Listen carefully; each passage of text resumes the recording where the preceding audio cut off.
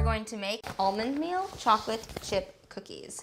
I think that all humans should be able to have a delicious chocolate chip cookie, which is why I'm teaching you guys today how to make the best gluten-free chocolate chip cookie. You are going to need a few ingredients. I happen to have them written on this sticky, and that's because sometimes I can't remember what all the things in my cookies are, and there's no shame in that. Okay, so we are going to add a combination of almond flour and coconut flour. Gluten-free baking can be a little bit difficult because you have to nail the ratio of the different kinds of flours to find something that feels and rises like a traditional all-purpose flour. So for this recipe, we got almond flour, a little bit of a dense flour, coconut flour, lighter. Together, we're mimicking regular flour. And it's gonna be 1 cup, just staring at my sheet, 1 cup of almond flour to a 1/4 cup of coconut flour. Baking soda, got a teaspoon of this guy, and then a 1/4 teaspoon of salt. I like a very salty cookie, so it's a little over.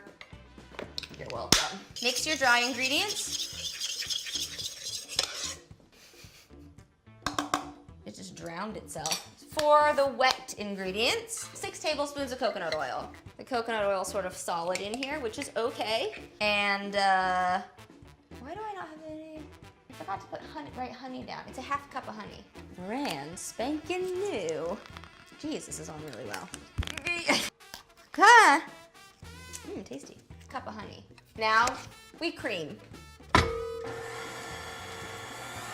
Move on to the next step, which is gonna be adding our almond butter.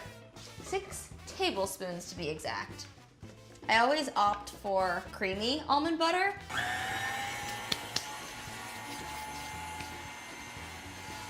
Add egg. Remember, room temperature egg. Room temperature egg won't seize up the coconut oil.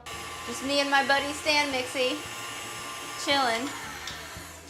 And of course, vanilla, 1½ teaspoons. We're gonna add the flour, a little bit at a time.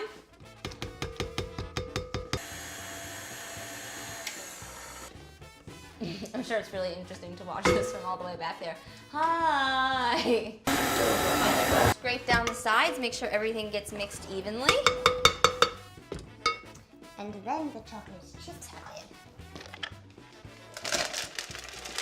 One more time. And you have your chocolate chip cookie dough. Now, I sincerely believe that every good cookie dough has to rest before you cook it. I actually made another batch of this and I let it sit overnight. This and this are the same thing. You see, this is what happens. I like uniform cookies, so I use an ice cream scooper. This also helps them stay really tall when they're cooking. Another side bonus about cooking with almond flour is that it is higher in protein, so you don't get a sugar rush because it takes longer for the sugar to absorb into your body. Are you guys ready? The secret ingredient. This is a medium-sized tub of Maldon salt, sea salt flakes, fancy sea salt flakes. And I use this as a finishing salt for just about everything because adding a little bit of saltiness on top of your cookies, it helps the flavors be more pronounced. 350 degrees, about 10 minutes. They'll lower, they'll start to brown on the edges. And then you dance. But in all seriousness, cookies are an amazing present. They're relatively easy, they ship well, you can package them up in a really cute way. It's an awesome way to just tell a friend that you really appreciate them, bring them to an office holiday party, apologize for doing something douchey, because we all do that every once in a while. Get these cookies out of the oven with my favorite mitts. The cookies are done, let me get them out. Cookie, cookie, cookie. I mean, come on, would anybody know these were gluten-free? And they smell divine. And then the little Maldon sea salt on top makes them look so fancy.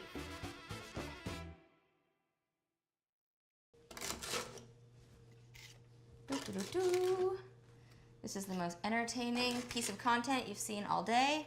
Just a girl moving cookies from one place to another. Let me know how you like them. Subscribe, comment, follow, snack, share, like, direct message.